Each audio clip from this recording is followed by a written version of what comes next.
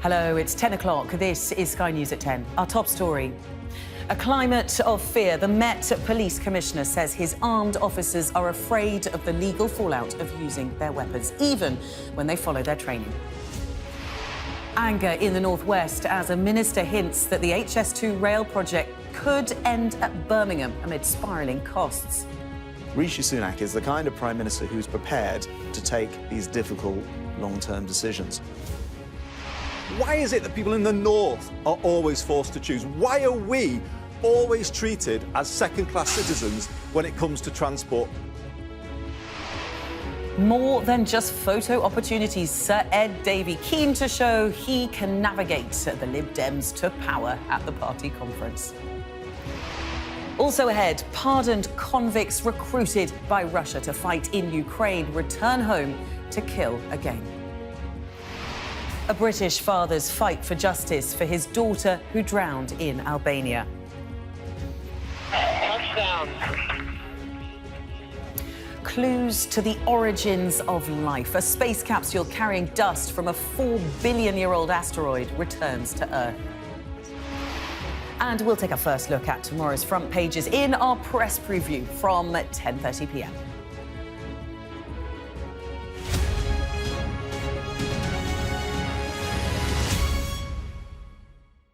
Good evening. Armed police on the streets of London are afraid of the legal fallout of using their weapons, even if they adhere to the training they've been given. The warning tonight from the Met Police Commissioner, Sir Mark Rowley. In an open letter, Sir Mark has called for officers to be given legal protection to enable them to do their job and keep the public safe. Well, earlier, the Ministry of Defence placed soldiers on standby after scores of Met police officers stood down from firearms duties after a colleague was charged with the murder of an unarmed man in South London. Gurpreet Nawan reports. Armed police are afraid to use their weapons. A warning from the head of the Met. Earlier this week, an officer was charged with the murder of Chris Kaba. The 24-year-old was killed when he was shot through the windscreen of a car in southeast London in September last year. Dozens of authorised firearms officers laid down their weapons in protest against the charge. Today, in an open letter to the Home Secretary, the Met Commissioner, Sir Mark Rowley, called for changes to the way police are treated by the criminal justice system and a review of the accountability mechanisms they are subjected to. He said, "Accountability matters, but we should not have allowed ourselves to develop a system where police officers get investigated for safely pursuing suspects just because the suspect acts recklessly and as a result injures themselves or someone else. This is unfair on our officers and discourages them from chasing down criminals. Armed officers know they need to justify their actions, especially when lethal force is used." He was responding to the Home Secretary Suella Braverman, who today announced a review into armed policing. She said, "Officers risking their lives to keep us safe have my full backing, and I will do everything in my power to support them. That's why I have launched a review to ensure they have the confidence to do their jobs while protecting us all." The Home Secretary was pretty explicit about her support for firearms officers, and this has turned up the heat on Sir Mark Rowley, the Met Commissioner, who will want to signal that he's very much in control of the situation. But some aren't convinced. This should have come out much sooner. It seems to have been prompted by the Home Secretary's intervention, which again, I think, just shows that the almost like the type of leadership and support that the officers have been asking for. So we've got the Home Secretary intervene, first of all. Now we've got a statement from the Commissioner. For me, it should have been the other way around. Tensions among firearms officers flared following the Crown Prosecution Service's decision to charge the officer who killed Chris Kaba. Dozens handed back permits, allowing them to carry weapons, prompting the Ministry of Defence to offer up armed soldiers in support. The MOD said in a statement, "We have accepted a military aid to the civil authorities' request from the Home Office to provide routine counter-terrorism contingency support to the Metropolitan Police, should it be needed." Sir Mark Rowley will be hoping that he can regain the confidence of his officers before such an outcome will come to fruition. And Gurpreet is live at Scotland Yard for us tonight. Gurpreet, unusual for the Met to find itself in this position, isn't it?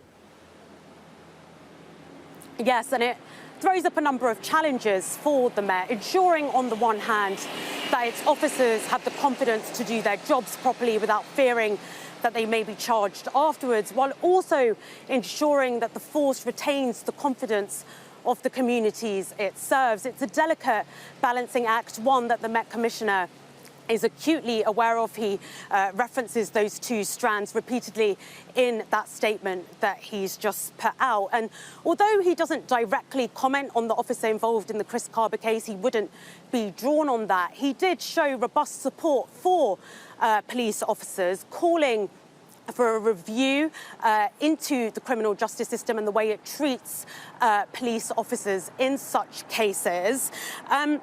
And he's been pretty vocal about this issue in the past. A few weeks ago, he gave a speech in which he criticised the Crown Prosecution Service, saying that it was coming down too strongly on police officers, which was undermining their ability to do their job. So Mark Rowley probably felt that he needed to come out and comment on the issue after Suella Braverman, the Home Secretary, came out pretty robustly in support of police officers. Her position on this is clear. She's launched that review into armed policing. But there are dissenting voices on this, especially among some civil rights campaign groups who have really questioned any even implicit suggestion that the legal system may be in any way unfairly skewed against serving police officers. Gurpreet, thank you very much. The government says it would be foolish not to review the HS2 rail line amid reports it's preparing to scrap the northern leg of the project.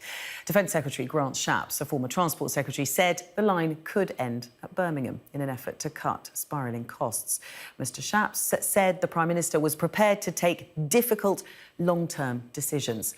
Well, the initial phase of HS2 was meant to connect London with Birmingham. It would then go on to Crewe before extending to Manchester and the East Midlands. But increasing costs have seen that extension being delayed. A previously planned extension to Leeds was also cancelled in 2021. And it is now also believed that the final line to Euston could be scrapped, which would mean the line would end at Old Oak Common in West London instead. Our political correspondent, Amanda Acas, reports. Doubts over the future of HS2 have been building up ahead of steam for months. And now it seems the Prime Minister may be set to cancel the northern leg altogether.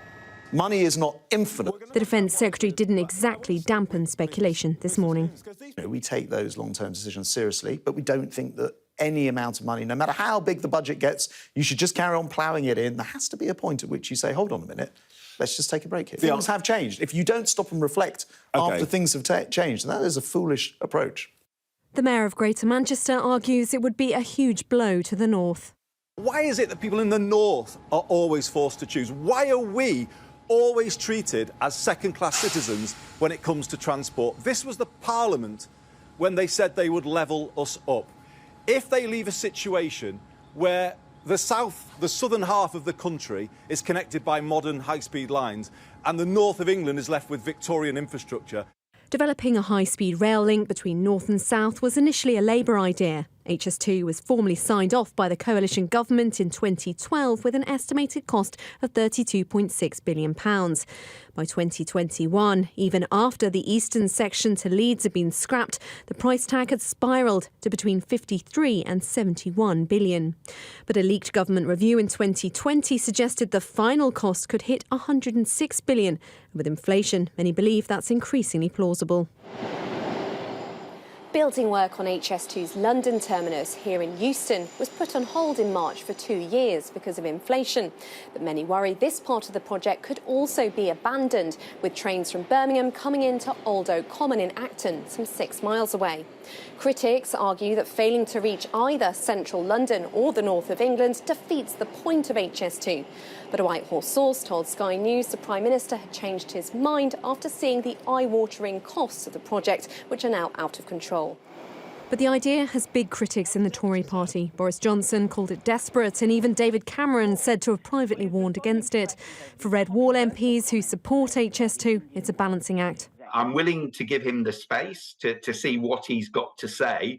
And with money being tight, we've got to deliver value for money. But I'm willing to make the case, as your correspondent was saying, we need northern connectivity, east to west, linking up to HS2 and fully delivering Northern Powerhouse Rail as well. Labour have refused to commit to refunding it if it's scrapped. Officially, the government says its focus remains on delivering HS2, which is well underway. But it seems a major U-turn is coming down the tracks. Amanda Akas, Sky News, Euston. Business leaders, Labour mayors and former Prime Ministers have criticised any suggestion the Manchester leg of the line could be scrapped. Our correspondent Fraser Maud has been gauging the mood in the city. He sent this report. Andy Young is at a crucial stage in growing his business. His Black Milk Cafe in Manchester is already a success. Now he's spreading out into national retail sales for his sweet treats. That means regular rail trips to London, using a service that at the moment he describes as hit and miss. The HS2 link would be a real asset to growth. We would potentially go from London to Manchester, then on to Leeds, Liverpool, and we want to be able to do that fast. Time is money. We have a business that's in real person. We're not a digital business. Our relationships are built in person, so it's so important that we're there in person as quickly as possible. The government hasn't confirmed that the high-speed link between Leeds and Manchester will be shelved, but if it is, then many in the north will once again feel cheated.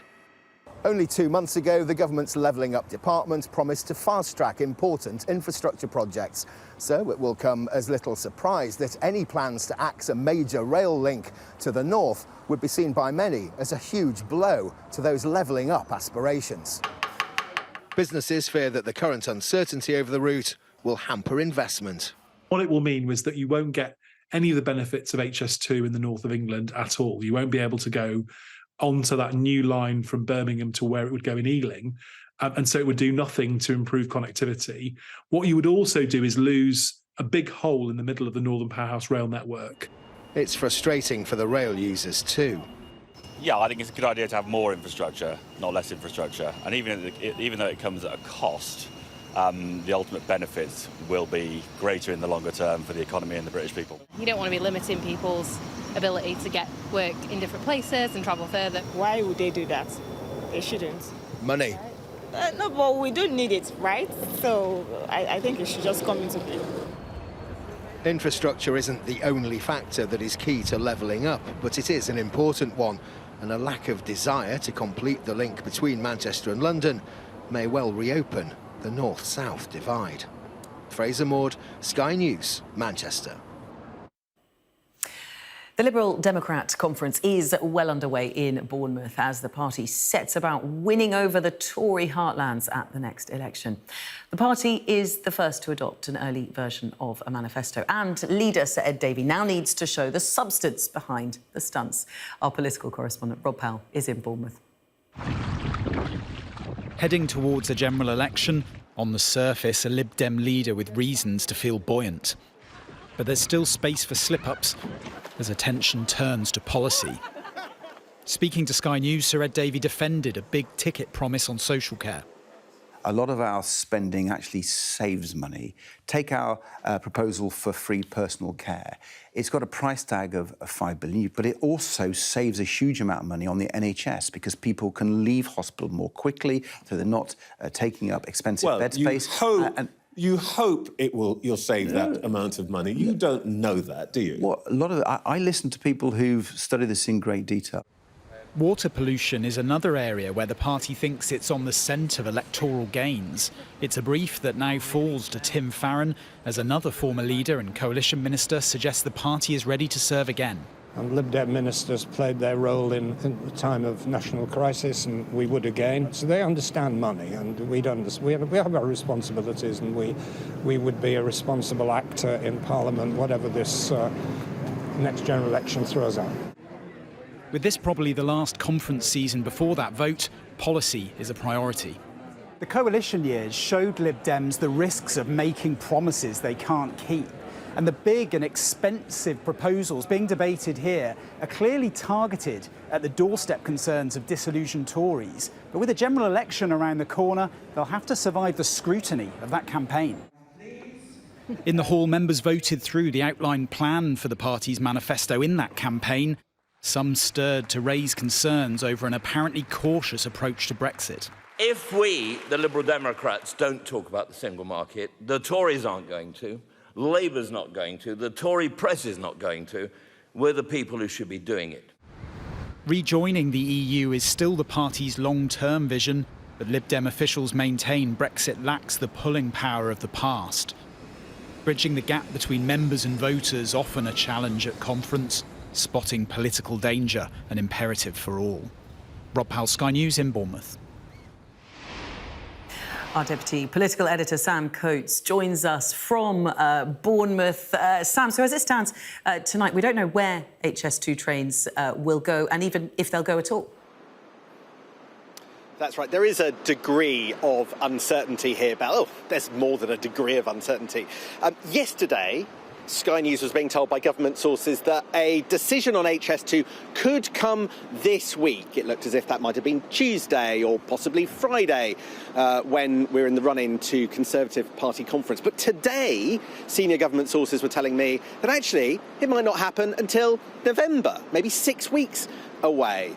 Now, I say potentially because actually it seems like there's quite a lot of infighting in government, others who want to bring it forward. We just don't quite know yet, but we don't know why there is this delay. Could it be linked to that backlash that you were hearing about from business leaders, former prime ministers and from a set of mayors? But what is absolutely true, Belle, is that long-term decision-making, Rishi Sunak is finding out, is not just a slogan, but a complex set of political calculations. And let's talk about the Lib Dems more generally. Of course, all eyes will be on Liverpool and Manchester later for the Labour and Conservative Party conferences. But for the Lib Dems, why does this conference matter particularly? But it's interesting. This is the first in-person conference that we've had for the Liberal Democrats since actually autumn of 2019.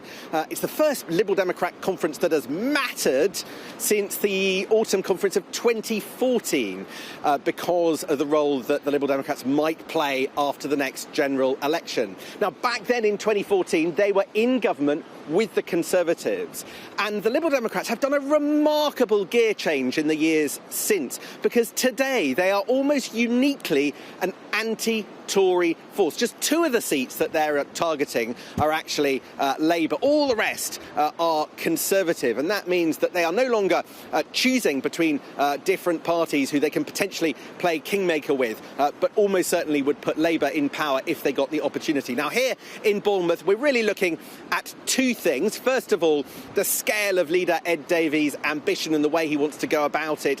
Could they win maybe 25 seats, maybe 40? Will they overtake the SNP and regain that crown as the 3rd biggest party in in British politics? And secondly, are there clues of what they would do if there was a hung parliament and the price of supporting Labour legislation? Could it be proportional representation, which means a change to our electoral system? Lots of Labour would reject that. Could it be actually they just want to stop some building on the green belt? But Keir Starmer, very enthusiastic. All of that depends first on the Lib Dems doing well in a general election. We find out here today what kind of fighting spirit the Lib Dems are in.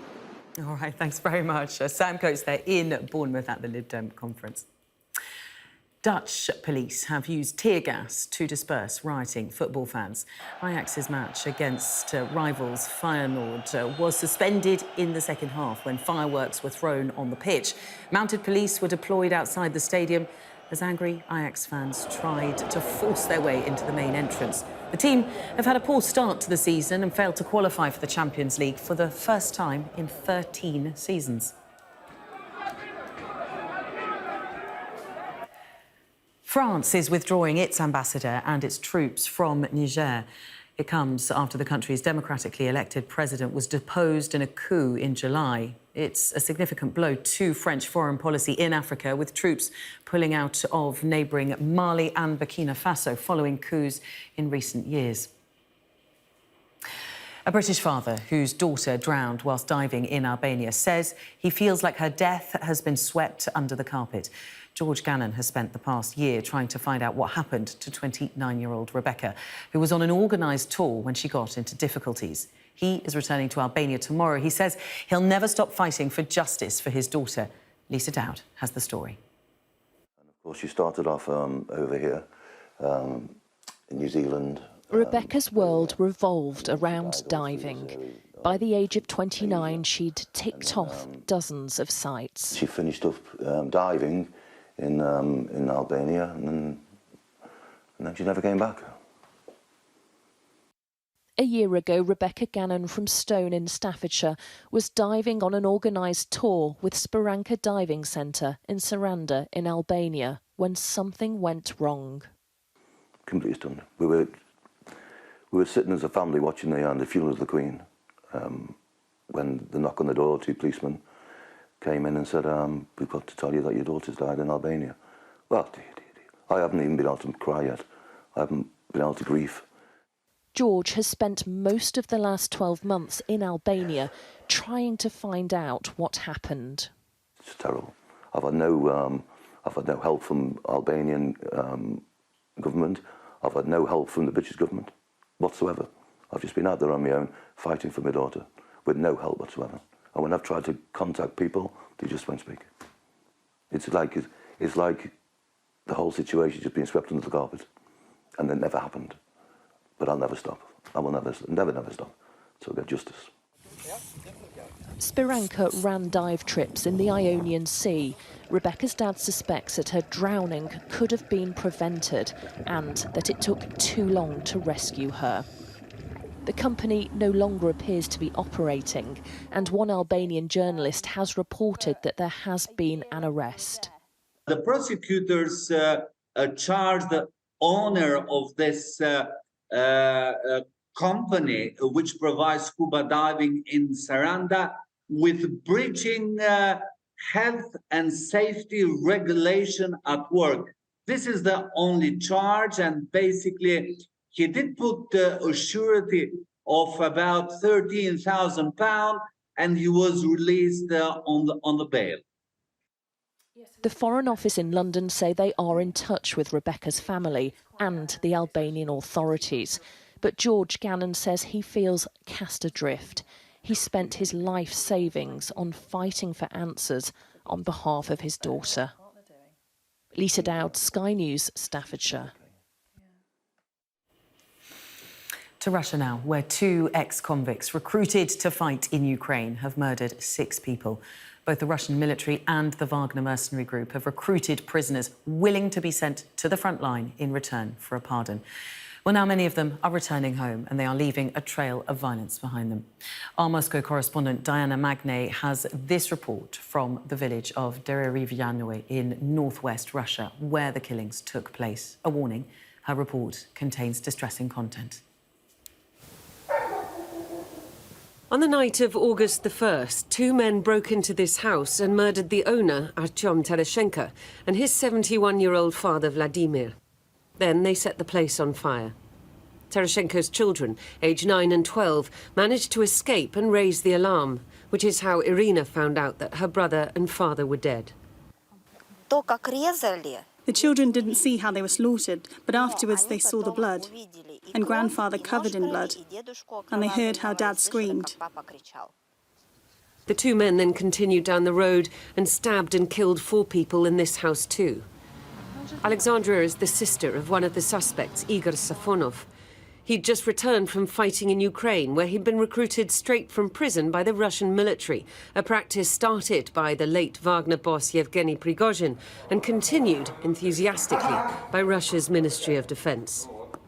You haven't been free for, say, 7 years, and then you're let out. You're broken, plus you end up in Ukraine. Of course, not just for him, but for everyone, there should be some kind of psychological help.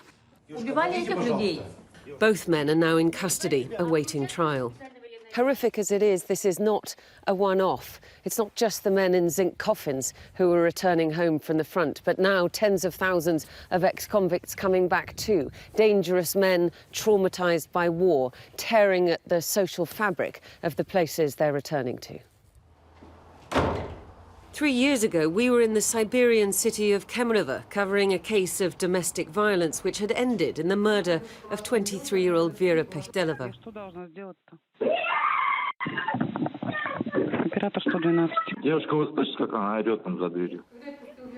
In court then, her uncle had sat just meters away from his niece's killer. Now he knows that Kanyas is a free man, serving somewhere in Ukraine.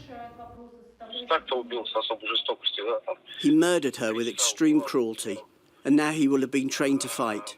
He was attacking Vera for 3 hours. I just can't imagine what will happen if he comes back.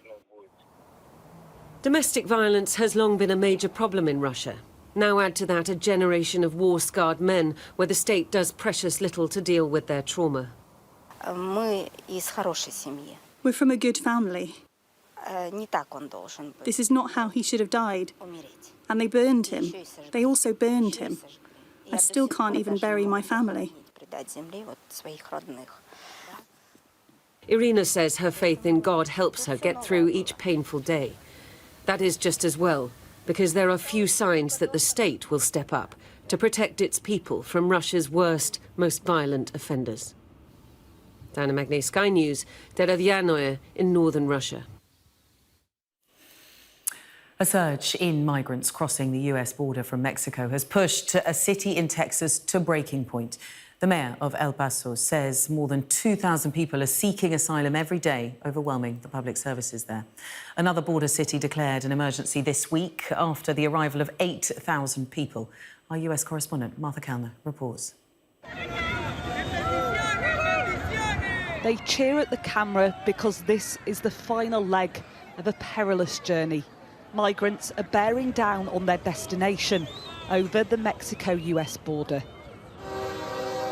This freight train is known as the Beast, or sometimes the train of death, because so many have lost life or limb aboard.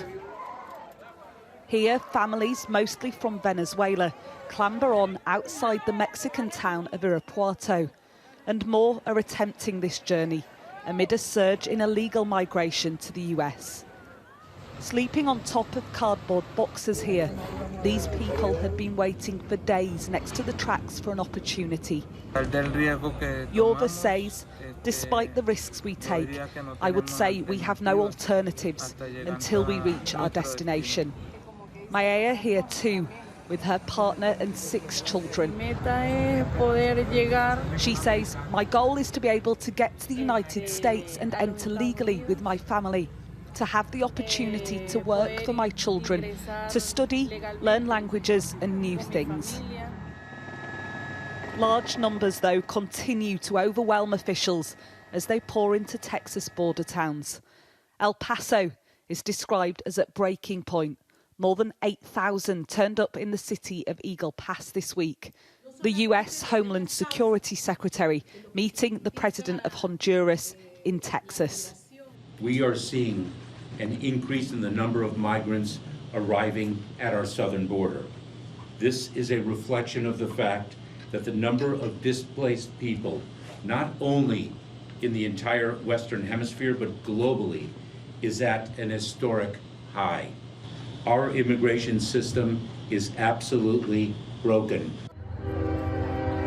This week, the Biden administration announced temporary protected status to 500,000 Venezuelans already in the US. But these are record migration flows, marking a turning point after numbers had dropped. Despite the dangers faced, more are coming. Martha Kalner, Sky News in Los Angeles.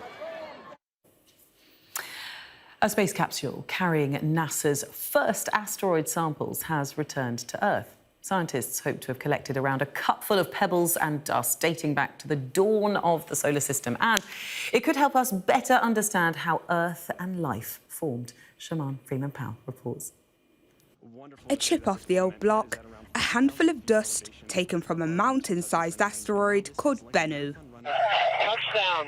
After a 7-year journey, travelling billions of miles through the solar system, there were cheers at the military base as it touched down in the Utah desert. Scientists hope that the 250 grams of dust can tell untold secrets about the origins of the world. There might even be dust from before the solar system formed, telling us about stars that existed before the sun existed. And some strange materials that we probably haven't got in our collection of meteorites. This is the moment that OSIRIS-REx lowered itself down to the asteroid before taking a handful of its matter from its surface.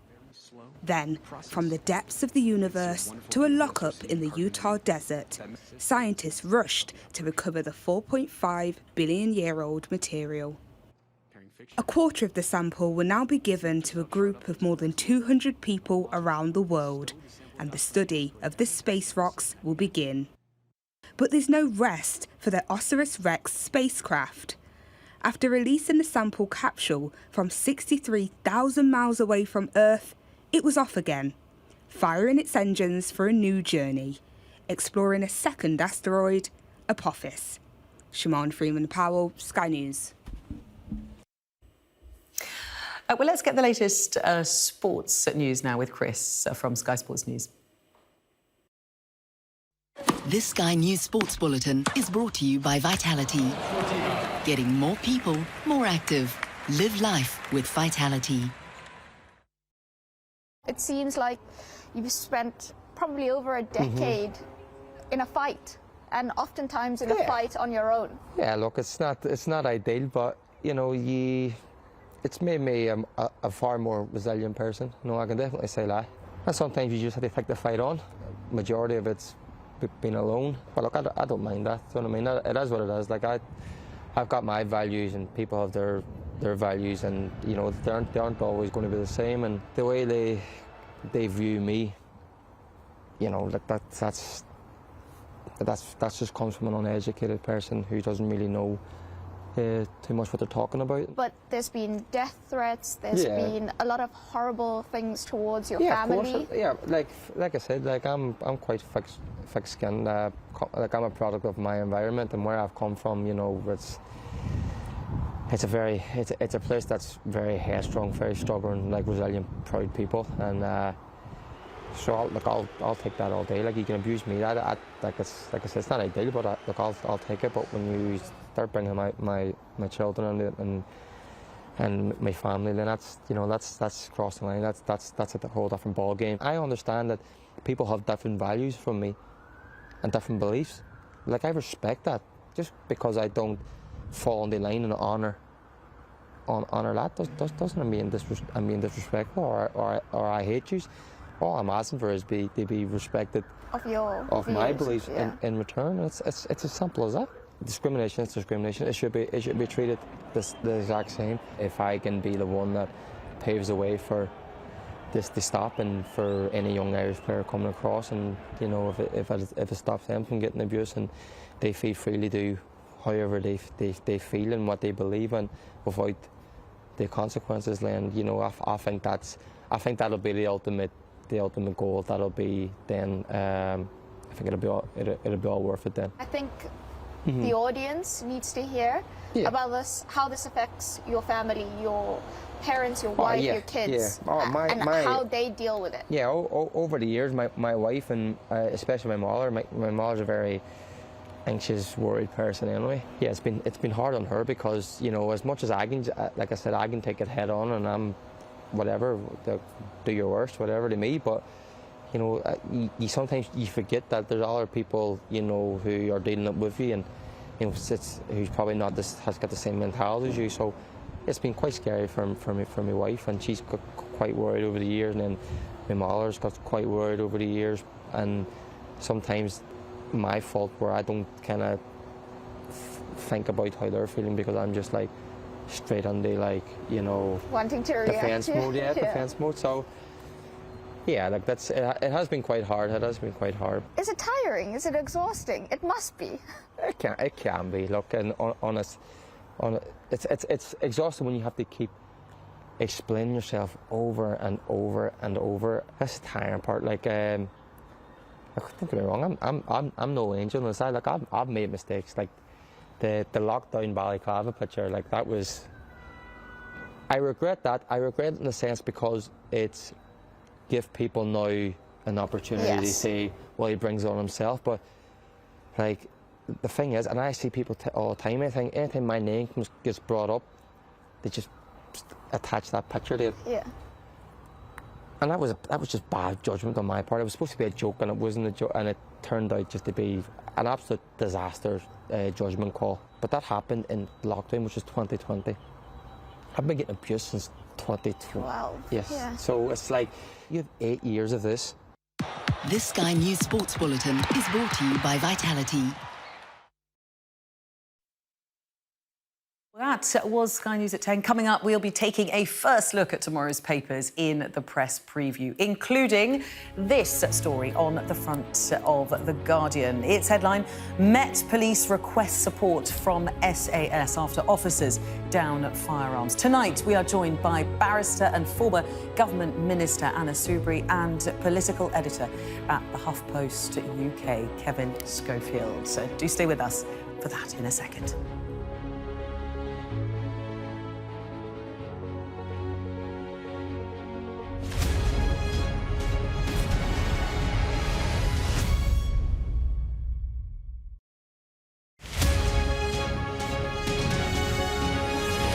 I'm currently running 7 marathons, as you said, through the most remote corners of all 7 continents. So far I've ran through the desert in Africa, through a desert in Asia, I've ran through Alaska in North America, and I've also ran through the Australian outback for the Oceania chapter. And I'm now approaching a really exciting time with 3 months of 3 back-to-back expeditions through the Amazon jungle in October, Arctic Circle in November and Antarctica in December. You know, where I started this project was in the desert in Africa. Temperatures were close to 40 degrees, which as a redhead you can imagine has its own challenges.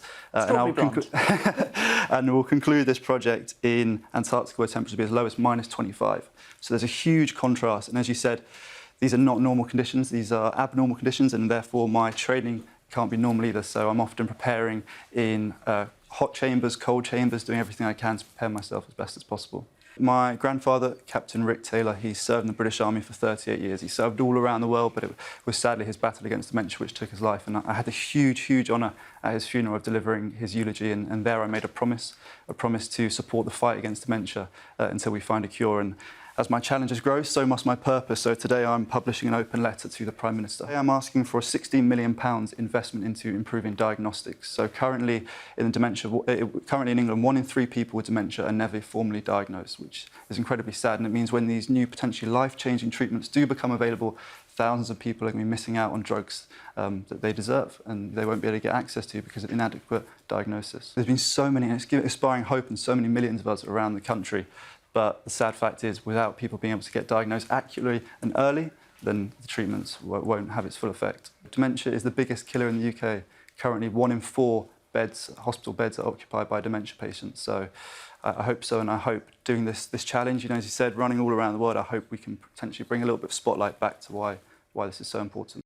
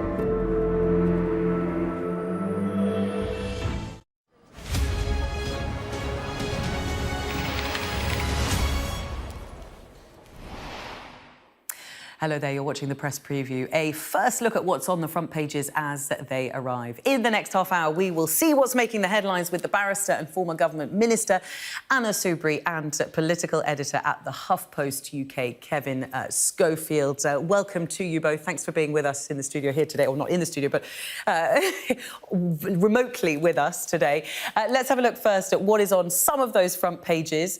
The Guardian leading on our top story. The Metropolitan Police have called on the SAS for counter-terrorism support after armed officers downed weapons. That is also on the front of the Express. The headline, Rebellion by Gun Cops forces soldiers to step in. The Times also leads with this story. It says the Home Secretary sought to quell the dispute by announcing she would protect firearms police from being brought to court. The I newspaper says more than 100 economists are warning the Prime Minister that his climate policy U-turn will raise the cost of living. The Metro, new figures show almost 400,000 patients spent 24 hours or longer in A&E in the past year. That is leading on the Metro. The Yorkshire Post has Greater Manchester Mayor Andy Burnham saying people in the north of England are being treated like second-class citizens by facing a choice between HS2 and a cross-Pennine east-west route. Well, meanwhile, the FT says Russia is benefiting from the surge in oil prices after successfully avoiding G7 sanctions on most of its exports. The Mirror says Manchester United's Marcus Rashford has walked away unhurt from a car crash while driving home last night. That same story leading in The Sun. It says the star striker, his £700,000 Rolls Royce was wrecked in the crash. And the Star warns of 80 miles per hour winds, power cuts and travel chaos as Storm Agnes rolls towards Northern Ireland later this week. And a reminder that by scanning the QR code you'll see on screen during the programme, you can check out the front pages of tomorrow's papers, all while you watch us. Well, we are joined, as I said, tonight by barrister and former government minister Anna Soubry and political editor at the HuffPost UK, Kevin Schofield. Great to have you with us both. Let's begin with the Yorkshire Post. We're going to start with this HS2 story. And, of course, it's fitting to go to Yorkshire on this. Their headline on this, North-South chasm warning on HS2. And they quote Andy Burnham, in fact, on Sky News in our interview this morning with Andy Burnham, talking about second-class citizens, the people of the north of England being treated as second-class citizens, facing a choice between HS2, i.e. being connected to the south, or cross-Pennine east-west route. Anna Soubry, let's start with you. Is this a mistake from Rishi Sunak? Sorry, I didn't catch that last bit about is it a mistake by Rishi Sunak? Is it a mistake? If they do end up rowing back? Huge mistake. Andy Burnham's absolutely spot on. And he's not alone in thinking that the government has got this badly wrong for all sorts of reasons. Look, any infrastructure costs an extraordinary amount of money. And every infrastructure project of any significance that I can think of, like the Channel Tunnel, was always controversial because they do gobble up money. But goodness me, we need to invest in our infrastructure. We have to take that hit of the extraordinary expense. You can't imagine not having the Channel Tunnel. And for HS2 to be cut off now is bad enough when they cancelled the line to Leeds. But now to think that it won't go beyond Birmingham and it won't even go into London, it'll be 6 miles north of Euston. I think this is a terrible mistake for all sorts of reasons. And politically, I think Sunak's going to pay a price on this. Yeah, well, we'll talk about that price. Kevin Schofield, I wonder if you think also that he will pay that price. He is known as the long-term guy. Is this a long-term sort of decision? Well, he'd like to paint himself as Mr. Long-Term Decisions.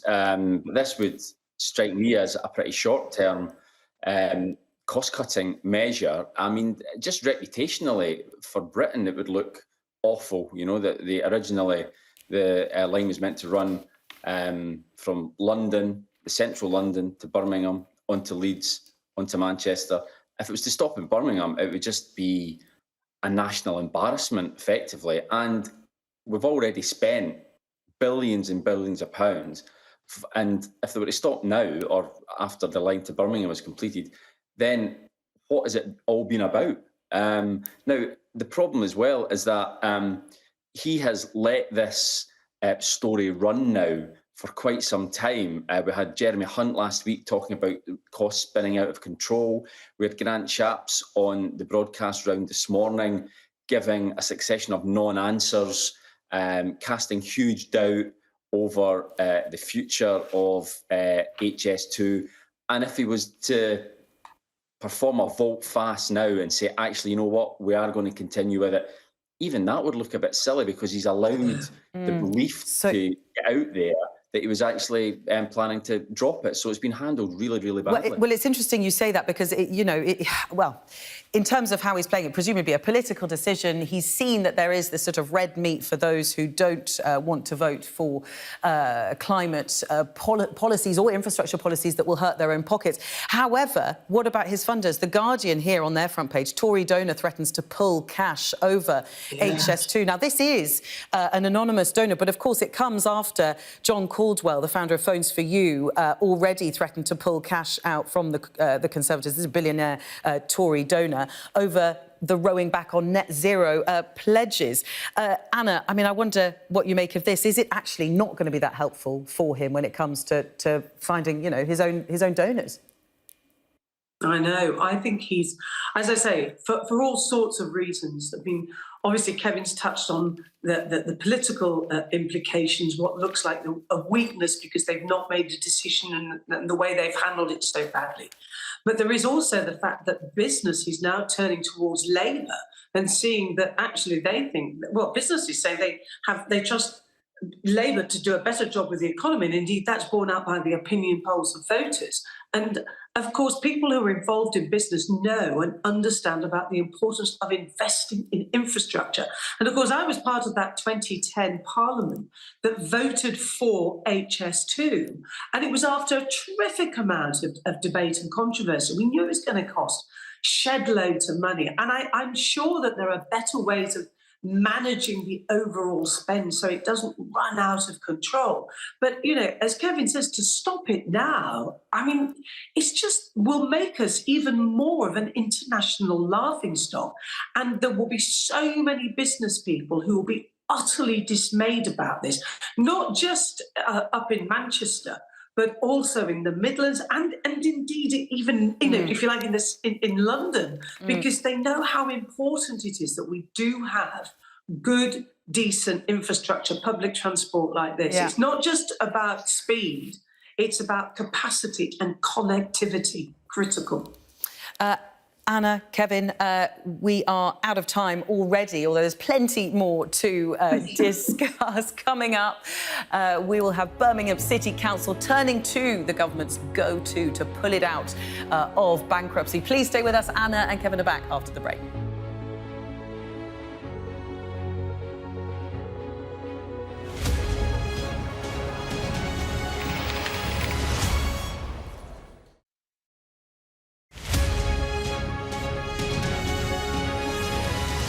We aim to be the best and most trusted place for news.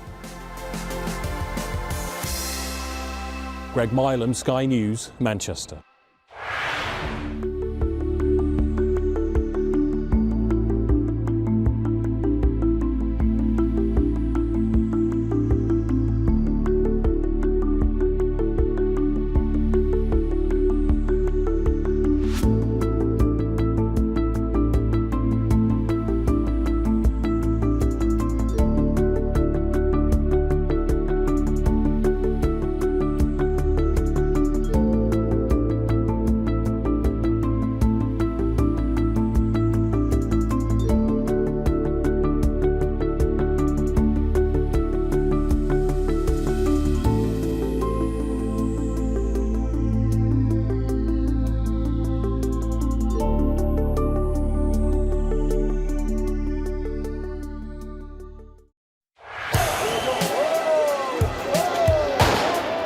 I'm Adam Parsons. I'm Sky's Europe correspondent based here in Brussels. More flares going off, a volley of rocks, cobbles have been pulled up out and are being used as missiles to hurl at these police. we take you to the heart of stories that shape our world.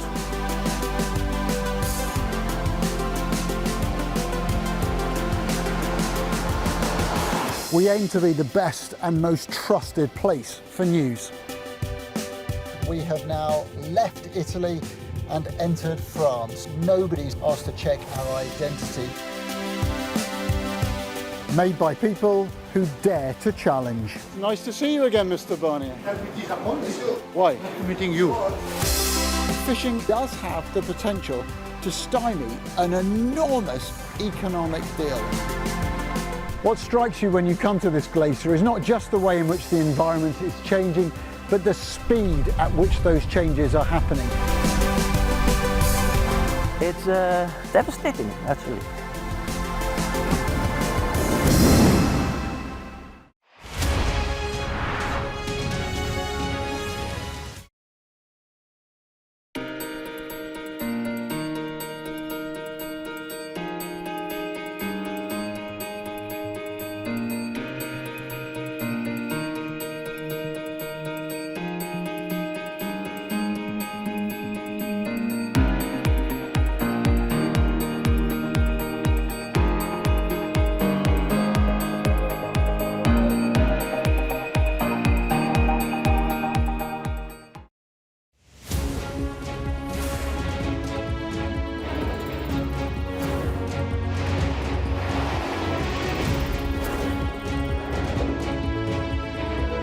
Five of us have made it out of the car.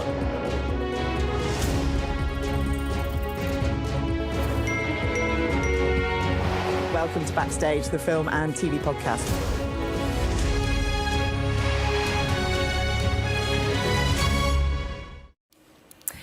Hello again, you are watching the press preview. With me now are Anna Soubry and Kevin Schofield. Let's get straight back into it with our top story, in fact, which is on the front page of several papers. Met Police request support from SAS after officers down firearms. That is the front page of The Guardian. Kevin, I guess this all comes down to the sort of risk appetite of, well, the way that the UK deals with its policing. Different countries do it differently. There is, you know, a different amount of responsibility given to armed officers. Was this issue, do you think, a long time in the making? I think perhaps. I mean, this is obviously a very specific issue regarding a firearms officer being charged with murder. His colleagues clearly very upset about that and have down tools, which is a remarkable state of affairs, such that now the Ministry of Defence is having to step in to help where required. And it's pretty embarrassing, really. And it's an astonishing state of affairs when the Home Secretary even is commenting on this, saying, typically for Suella Braverman, some pretty controversial things. So yeah, it's not a great state of affairs. And it's remarkable, you know, I mean, the Met Police is rarely out of the news these days for all sorts of reasons, and this is just another to add to the list. So yeah, we have to hope that it gets resolved pretty quickly. I wonder, Anna, if you agree with this. Is this another, you know, can this be characterised as another in a sort of litany of scandals to hit the Metropolitan Police, or is this actually different? This is about armed officers adhering to rules and feeling that if they do so, they may get charged with murder or manslaughter, and that is quite scary for them, and they feel that they can't do their jobs unless they have a little bit more protection. I have to say, I find it very difficult to engage with this discussion, which is obviously a legitimate discussion to be had after any trial. Of course it would be. And I'm really concerned that somebody who is accused of murder must have his fair trial, and it's for that jury to look at all the evidence. And then whatever the outcome, there may well then be these sorts of discussions. But as Kevin says, to have our Home Secretary, I mean, it's bad enough that police officers are putting down their arms, and it almost, as you said, in protest. That in itself deeply troubling, because, as I say, we cannot prejudge something that is in the criminal system. I think it's almost a contempt of court what the Home Secretary has done, which is effectively to make comment, critical comment, about that court case. And I just think this feels terribly wrong. I'm sure there's a lot to talk about. Yeah. No, and you're right. And we have to. You're absolutely right. And the way to do it. And even here, we have to be very careful. Not criticism of Sky. No, we do. Yeah. Well, no, I don't. No, absolutely no. And even here, we do have to be very careful about what we say about an open case, as you say. Right. Let's move to the Financial Times. Because I do want to get this last story in. The FT.